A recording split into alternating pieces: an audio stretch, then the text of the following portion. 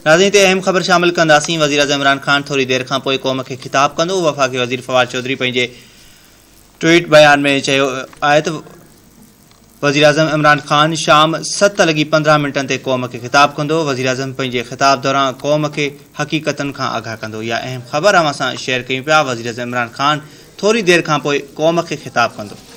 वफ़ाक़ी वज़ीर फवाद चौधरी वज़ीर आज़म जे ख़िताब बाबति ट्वीट करे छॾियो आहे। वफ़ाक़ी वज़ीर फवाद चौधरी ट्वीट कंदे लिखियो आहे त वज़ीर आज़म इमरान ख़ान शाम 7:15 ते क़ौम खे ख़िताब कंदो। वज़ीर आज़म पंहिंजे ख़िताब दौरान क़ौम खे हक़ीक़तुनि खां आगाह कंदो। अवां सां अहम ख़बर शेयर कयूं पिया। वज़ीर आज़म इमरान ख़ान थोरी देर खां पोइ क़ौम खे ख़िताब कंदो। वफ़ाक़ी वज़ीर फवाद चौधरी वज़ीर आज़म जे ख़िताब बाबति ट्वीट करे छॾियो आहे। वफ़ाक़ी वज़ीर फवाद चौधरी ट्वीट कंदे लिखियो आहे त वज़ीर आज़म इमरान ख़ान शाम 7:15 ते क़ौम खे ख़िताब कंदो।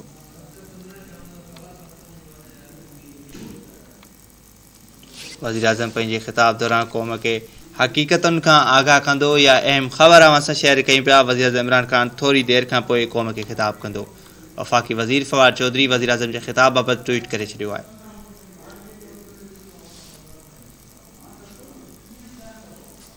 वफ़ाक़ी वज़ीर फवाद चौधरी ट्वीट कंदे लिखियो आहे त वज़ीर आज़म इमरान ख़ान शाम 7:15 ते क़ौम खे ख़िताब कंदो।